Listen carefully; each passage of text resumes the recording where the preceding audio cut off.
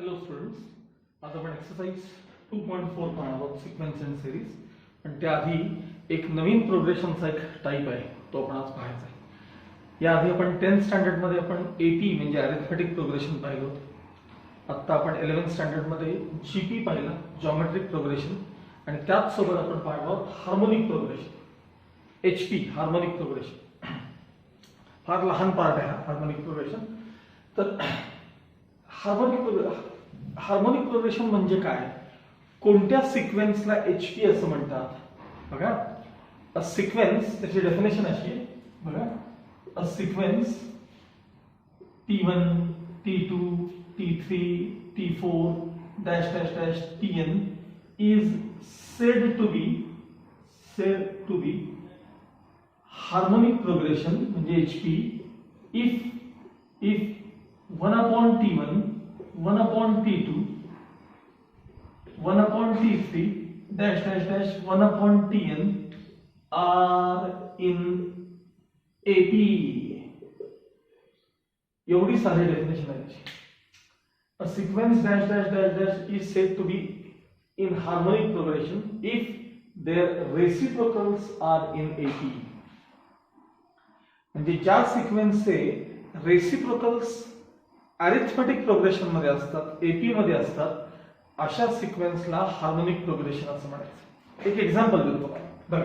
हा सिक्वेन्स बघा, 1/4 1/7 1/10 एक्सेट्रा. हा सिक्वेन्स हार्मोनिक प्रोग्रेशन मध्ये HP मध्ये का, तर याचे रेसिप्रोकल्स आहेत ते AP मध्ये आहेत. आता 1 चा रेसिप्रोकल 1, 1/4 चा रेसिप्रोकल 4, 1/7 चा रेसिप्रोकल 7, 1/10 चा रेसिप्रोकल 10. बघा बरं, सगळीकडे through out common difference same आहे का? 4 - 1 3, 7 - 4 3, 10 - 7 3. म्हणजे जो सिक्वेन्स AP मध्ये असतो त्यांचे रेसिप्रोकल्स HP मध्ये असतात, किंवा एखादा सिक्वेन्स HP मध्ये तरी असतो जर त्याचे रेसिप्रोकल्स AP मध्ये असतील तर. याला म्हणायचं हार्मोनिक प्रोग्रेशन. आता ह्याच्याकरता nth टर्म करता किंवा सम ऑफ n टर्म्स करता वेगळे फॉर्म्युले नाही आहेत. जर तुम्हाला HP ची nth टर्म पाहिजे असेल, HP ची जर nth टर्म पाहिजे असेल तर त्या HP ला पहिल्यांदा AP मध्ये कन्वर्ट करून घ्यायचं. त्या HP ला पहिल्यांदा AP मध्ये म्हणजे त्यांचे रेसिप्रोकल्स घ्यायचे, मग ते AP मध्ये असतं, बरोबर आहे. मग त्या AP ची nth टर्म काढायची. त्या AP ची nth टर्म कशी काढतो आपण, तर A + n - 1 × D हे आपण AP ची nth टर्म मिळवतो. मग AP ची nth टर्म मिळवली की त्याचा रेसिप्रोकल घेतलात की तुम्हाला HP ची nth टर्म मिळते. HP ची nth टर्म मिळते. आणि SN करता तर वेगळा फॉर्म्युला नाहीच आहे, ठीक आहे. nth टर्मला फक्त हा पर्याय आपल्याला, गिवन सिक्वेन्स जर HP मध्ये असेल, हार्मोनिक प्रोग्रेशन मध्ये असेल, तर त्याचे रेसिप्रोकल्स घ्या म्हणजे तो सिक्वेन्स AP मध्ये येईल. AP ची nth टर्म मिळवा आणि मग त्या nth टर्मचा पुन्हा रेसिप्रोकल घ्या म्हणजे तुम्हाला HP ची काय मिळते, nth टर्म मिळते. हा झाला nth टर्म ऑफ HP चा भाग. आता आपण याच्यापुढे या प्रॉब्लेमचा सगळ्यात महत्त्वाचा पार्ट बघणार आहोत, तो म्हणजे 3 प्रकारचे मीन्स पाहणार आहोत. मीन म्हणजे मध्य, सेंट्रल व्हॅल्यू, असे आपण 3 प्रकारचे मीन पाहणार आहोत. एक अरिथमेटिक मीन जो तुम्हाला सगळ्यांना माहिती आहे, अरिथमेटिक मीन. दुसरा जॉमेट्रिक मीन आणि तिसरा हार्मोनिक मीन. आणि त्याचे फॉर्म्युले पाठ करायचे. याच्यावर 100% MCQs विचारले जातात. AP, त्यानंतर AP नाही, arithmetic mean AM, geometric mean GM आणि हार्मोनिक मीन HM. हे आपण आता टाईप पाहणार आहोत, ठीक आहे.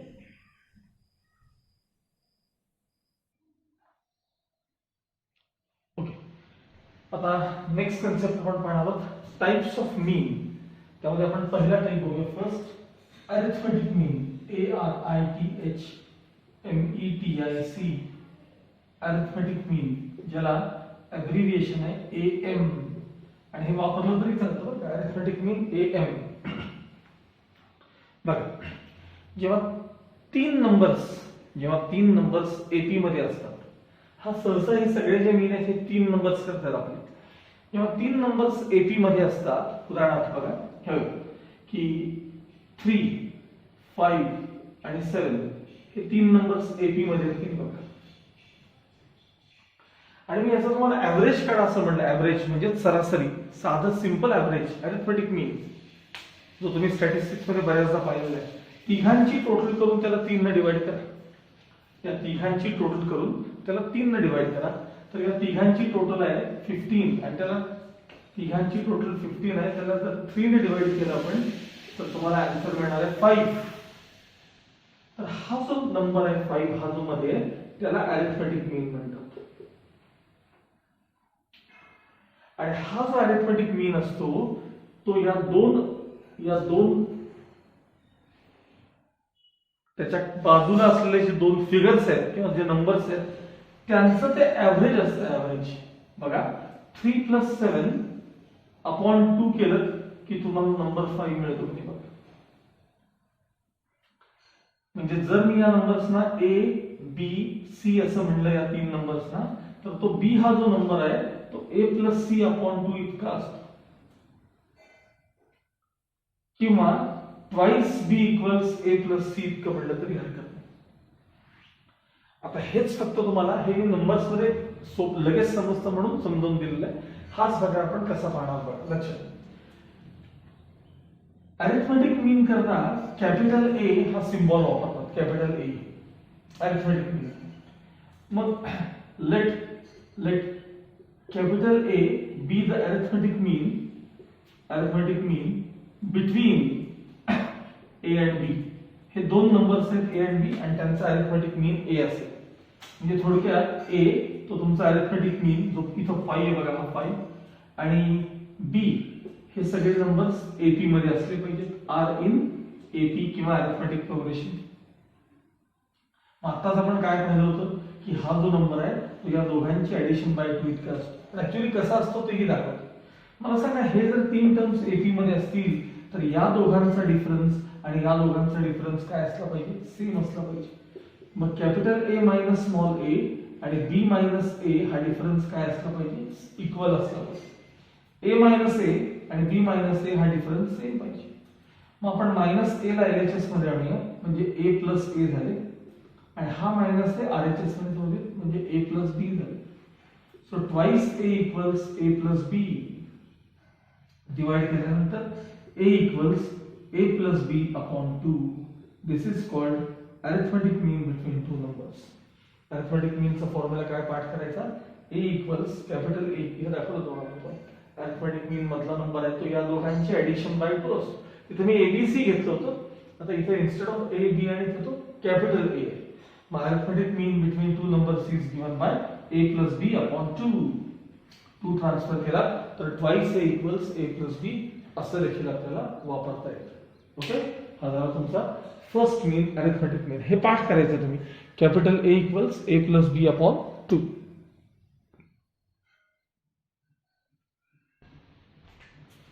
आता आपण सेकंड मीन पाहणार आहोत, जॉमेट्रिक मीन.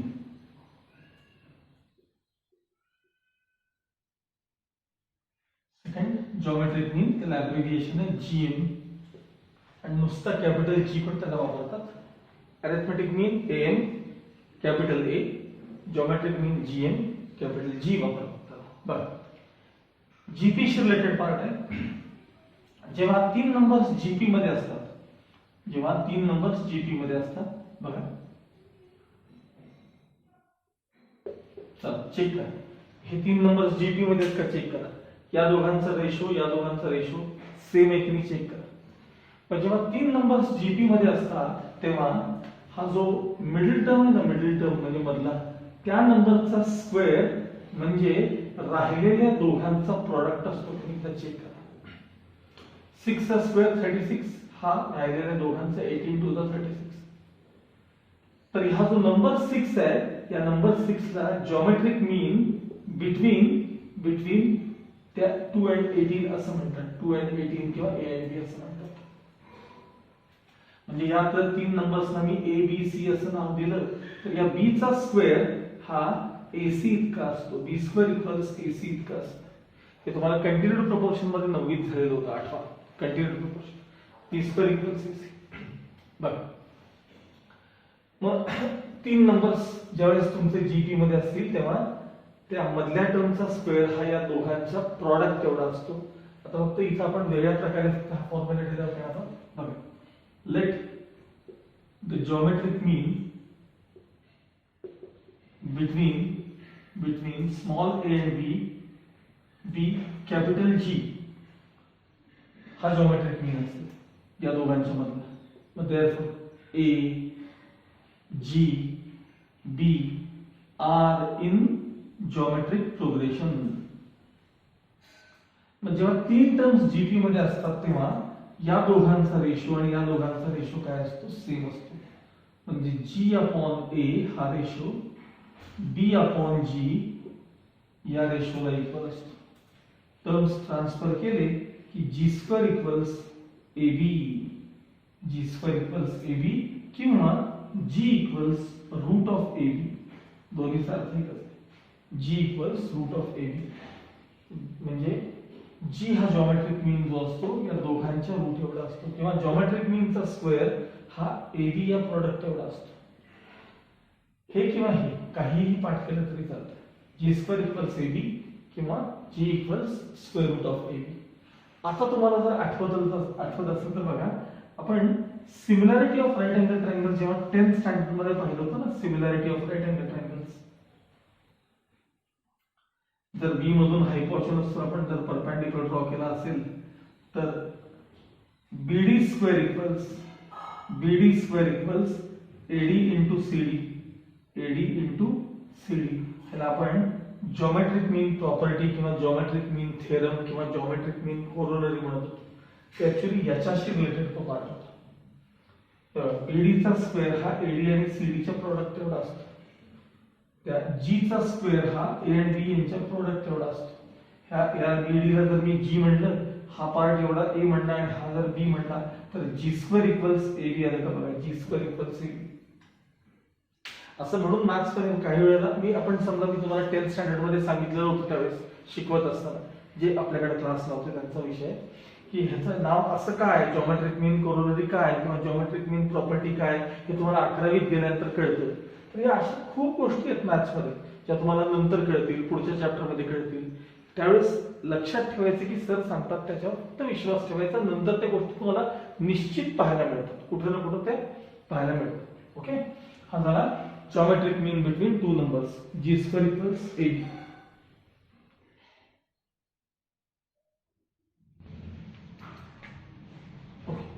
आता आपण थर्ड टाइप पाहायचा मीनचा, harmonic mean.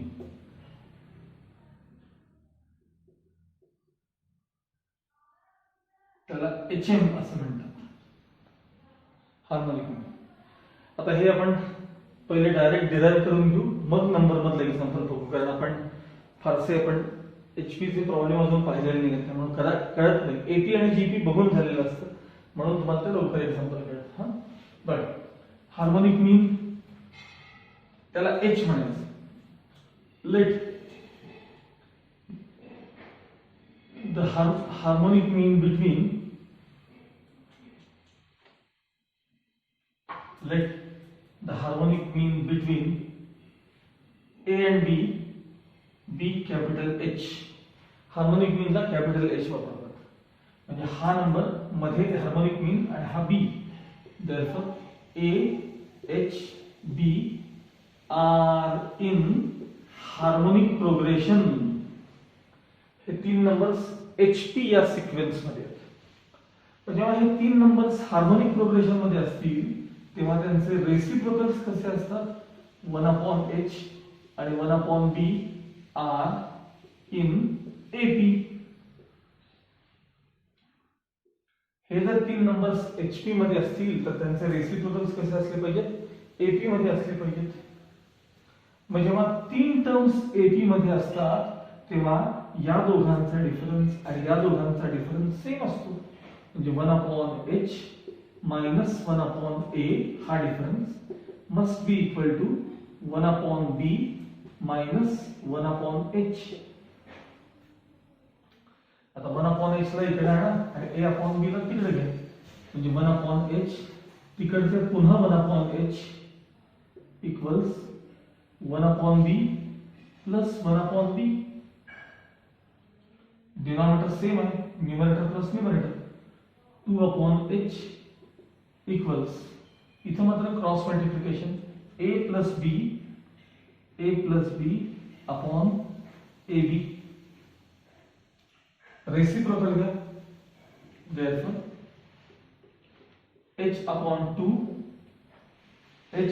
2 equals ab upon a plus b, 2 transfer करा म्हणजे harmonic mean equals twice ab upon a plus b इतका असतो. हे पाठ करायचं, harmonic mean equals twice ab upon a plus b इतका हार्मोनिक मीन असतो. आता याचा आपण एक्झाम्पल बघूया, त्याचं एक्झाम्पल जे आहे ते आपण आता बघूया. लक्ष द्या, बघा 1/2 1/3 आर इन HP. चेक करा बरं, त्यांचे रेसिप्रोकल्स AP मध्ये आहेत का बघा बरं. ह्यांचे रेसिप्रोकल्स AP मध्ये आहेत. 1 चा रेसिप्रोकल 1, ह्याचा 2, ह्याचा 3, 1 2 3 हा सिक्वेन्स AP आहे की नाही, म्हणजे हा HP आहे. हे बघा, हा नंबर आहे तो A आहे, हा नंबर आहे तो B आहे, आणि हा जो नंबर आहे तो H आहे. H हा नंबर आहे तो H, आणि तो number twice AB upon A plus B एवढा आहे का आपण चेक करूया. बघूया आपण आता, चला. Twice AB upon A plus B. A म्हणजे कोण सांगा, 1, B म्हणजे कोण, 1/3. बघा, ट्वाइस A B, हे बघा AB वरती बघा AB कोण आहे, आणि अपॉन A प्लस B म्हणजे वरचं मल्टिप्लिकेशन आलं 2/3, वरचं मल्टिप्लिकेशन अपॉन 3 on 3 plus 1 4/3, म्हणजे 2/3 मल्टिप्लाइड बाय रेसिप्रोकल 3/4, 3 3 कॅन्सल, 2 2 जा 4 म्हणजे 1/2, आणि 1/2 म्हणजे तुमचा हा हार्मोनिक मीन आला की नाही बघा मधला नंबर. म्हणजे थोडक्यात twice AB upon A plus B चा आन्सर केवढा आला सांगा, H आला. Twice AB upon A plus B equals काय आला सांगा, H. हा झाला तुमचा हार्मोनिक मीन. लक्षात आलं.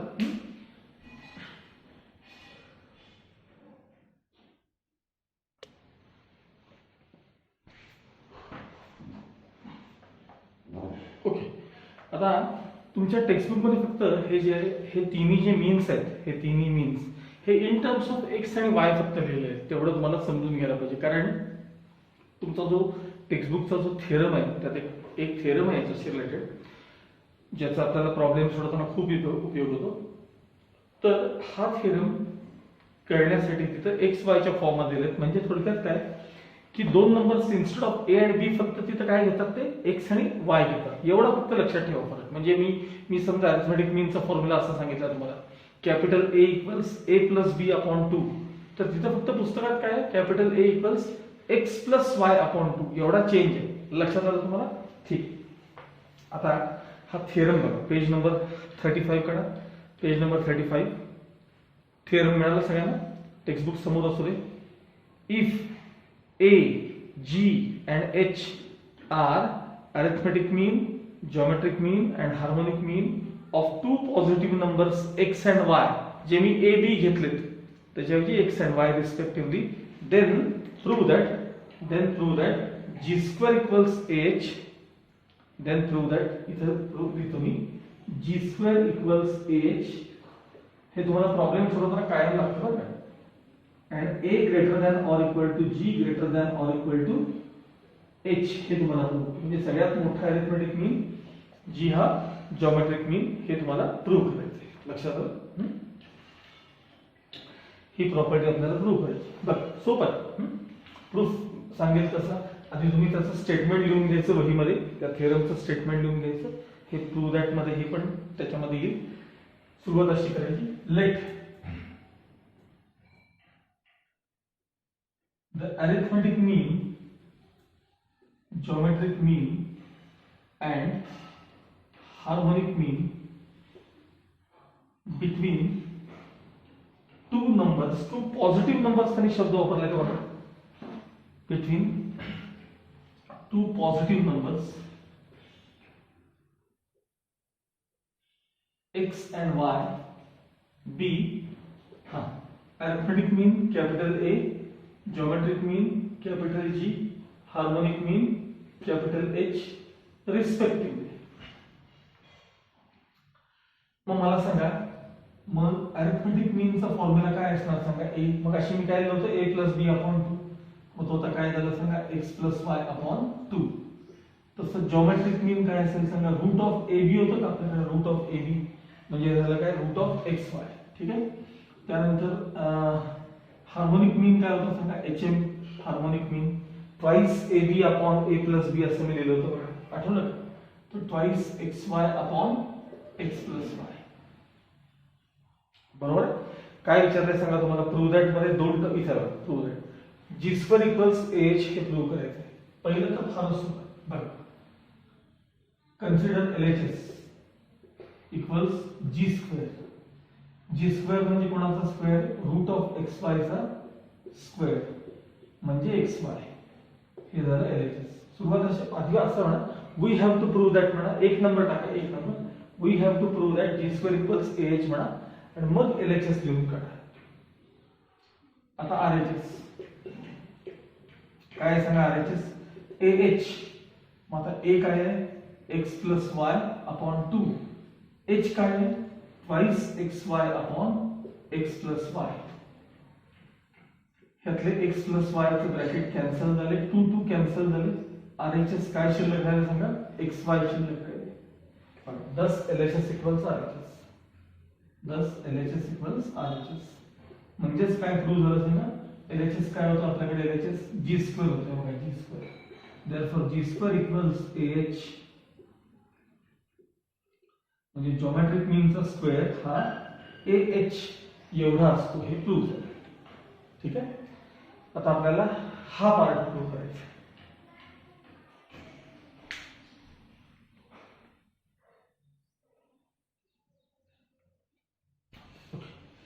आता आपल्याला हा पार्ट प्रूव्ह करायचा आहे, ए ग्रेटर दॅन जी ग्रेटर दॅन एच.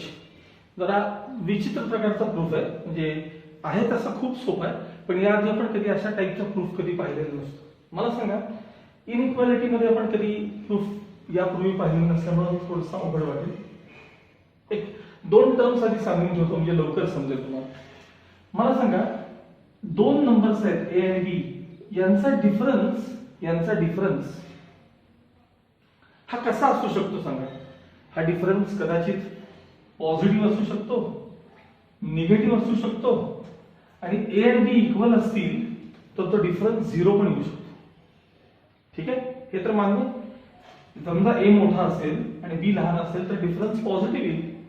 आता समजा ए 5 आहे आणि बी 2 आहे, तर 5 मध्ये 2 गेले 3 पॉझिटिव्ह आहे. उलट असतं तर हे 2 आणि 3 हे 5 असते तर निगेटिव्ह 3 आले असते. दोघेही 5 5 असते तर 0 आला असता.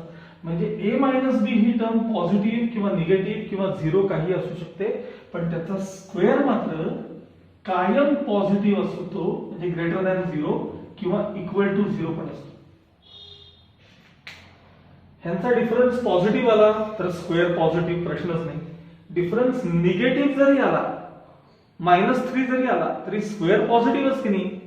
आणि जर दोघं सेम असतील तर डिफरन्स 0, मग स्क्वेअर पण 0. त्यामुळे कोणत्याही दोन नंबर्सच्या डिफरन्सचा स्क्वेअर हा कायम greater than or equal to 0 असतो, हे लक्षात ठेवा. कोणत्याही दोन नंबर्सच्या डिफरन्सचा स्क्वेअर हा कायम greater than or equal to 0 असतो, हे लक्षात ठेवा. दुसरं, जर ए ग्रेटर दॅन जी तुम्हाला प्रूव्ह करायचं असेल, A is greater than or equal to G, तर मला सांगा ए आणि जी चा डिफरन्स, हा एकतर ग्रेटर दॅन 0 तरी पाहिजे किंवा इक्वल टू 0 तरी पाहिजे. त्याच वेळेला ए हा जी पेक्षा मोठा किंवा इक्वल असू शकतो. त्याच वेळेला ए हा जी पेक्षा मोठा किंवा जी ला इक्वल असू शकतो. जर ए मोठा असेल आणि जी लहान असेल तर डिफरन्स पॉझिटिव्ह येईल की नाही सांगा. ग्रेटर दॅन 0 चा अर्थ काय, पॉझिटिव्ह, आणि इक्वल टू साइन म्हणजे दोन इक्वल असतील तर इक्वल टू 0. साधारण एवढ्या पार्ट वरती आपण हे प्रूव्ह करू शकणार आहे की बाबा A greater than or equal to G greater than or equal to H, हे आपण प्रूव्ह करू शकणार. ठीक आहे, बघा कसं प्रूव्ह करायचं बघा. सेकंड नंबर टाकायचा आणि सुरुवात अशी करायची, we have to prove that. Second number टाकायचा आणि we have to prove that म्हणून हे लिहून घ्यायचं. मग सुरुवात अशी,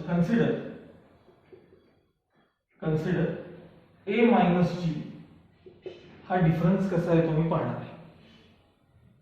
ए मायनस जी, मला सांगा ए कुठे आहे. A X plus Y upon 2 minus G कुठे आहे. Root of X Y. A minus G हा डिफरन्स मी फक्त कसा आहे तो पाहायला. क्रॉस मल्टिप्लिकेशन कारण डिनॉमिनेटर सेम नाही आहे. मग X plus Y minus 2 root X Y upon 2. आता या मी पहिल्या एक्स ला रूट एक्स चा स्क्वेअर लिहिणार आहे. अर्थ येत आहे की बघा. प्लस ह्याला मी रूट वाय चा स्क्वेअर लिहिणार आहे. याला minus 2 root X into root Y, एका रूट मध्ये त्याला सेपरेट रूट मध्ये केलं, अपॉन 2 ऍज इट इज. तुम्हाला ए स्क्वेअर प्लस बी स्क्वेअर मायनस 2ab चा फॉर्म दिसला का. म्हणजे न्यूमरेटर जो आहे तुमचा तो root X minus root Y चा ब्रॅकेट स्क्वेअर आहे upon 2 as it is. Check करा. First term square plus last term square, दोघांचा प्रोडक्ट आणि डबल आहे. मी आता इकडे येतो बरं का. बघा एलएचएस मध्ये काय सांगा. ए मायनस जी हा डिफरन्स केवढा आला सांगा. आता केवढा आला सांगा. Root X minus root Y sub bracket square upon 2. मग साधा विचार करा. मी मगाशी 2 मिनिटापूर्वी तुम्हाला सांगितलं कोणत्याही दोन नंबर्सचा डिफरन्स आणि त्याचा स्क्वेअर असतो ना, स्क्वेअर हा एक तर पॉझिटिव्ह असतो किंवा 0 तरी असतो. तो निगेटिव्ह कधी असूच शकत नाही.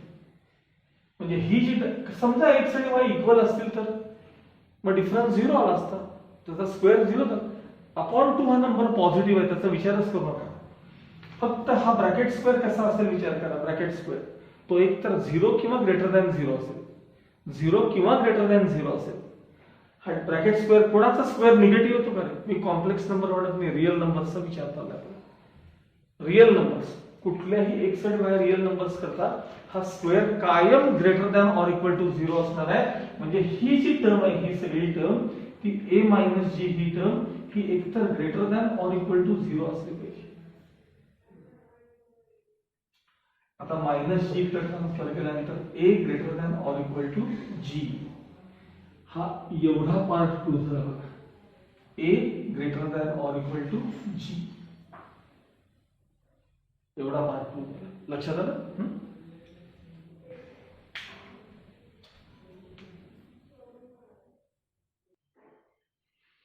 ओके. आपण जस्ट काय केलं सांगा. ए ग्रेटर दॅन जी हे प्रूव्ह करून झाले. आता जी ग्रेटर दॅन एच आपल्याला प्रूव्ह करायचे. यासाठी पुन्हा असायचं consider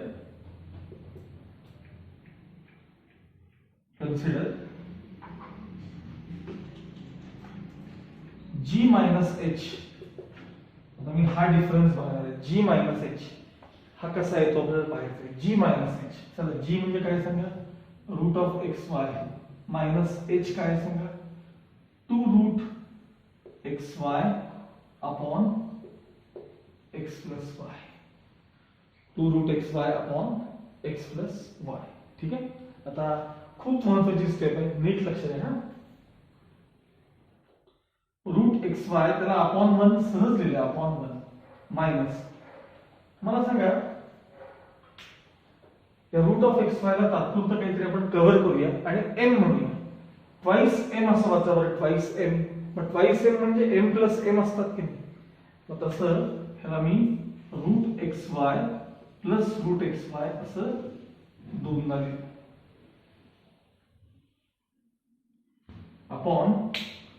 upon X plus Y as it is.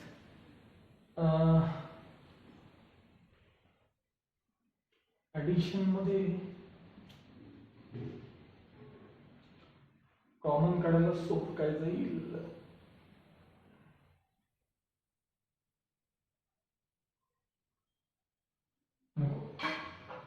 Common avoid जाईल. ठीक आहे.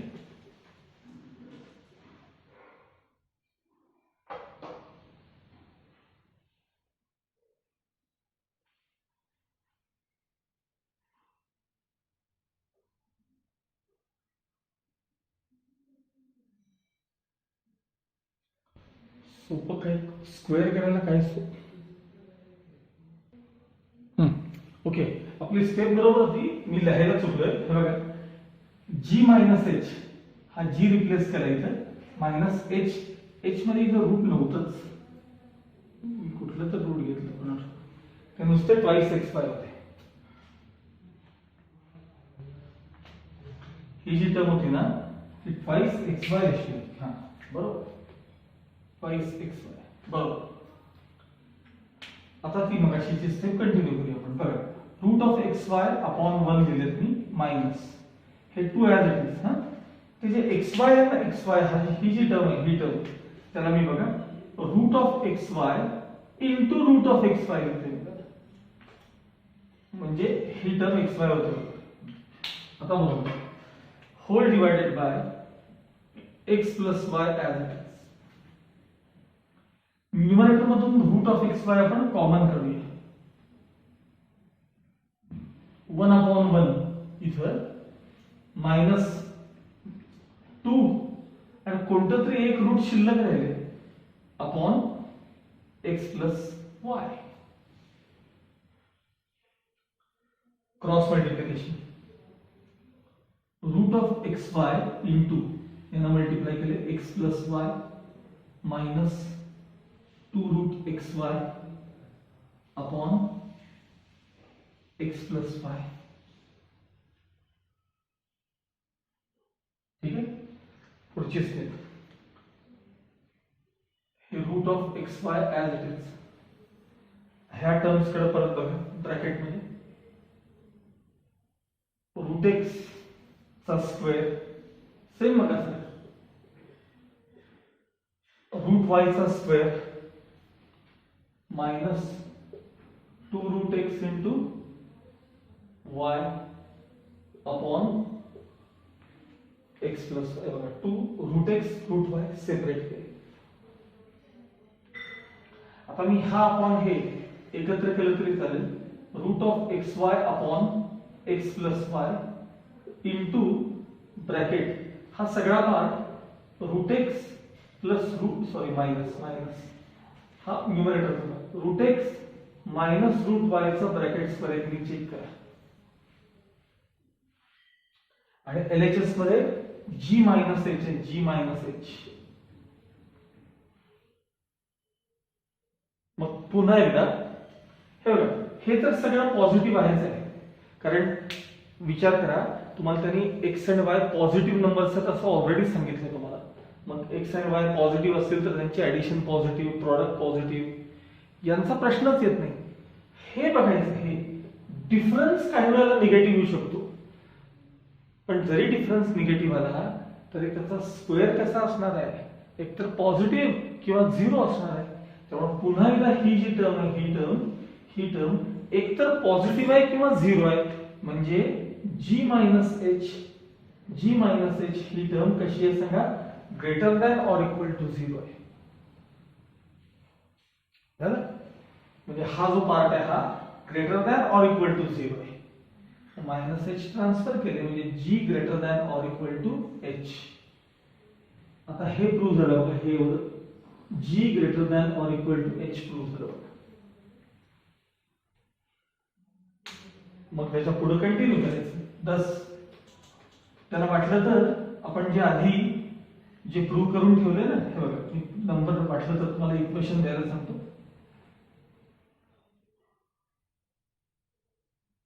हा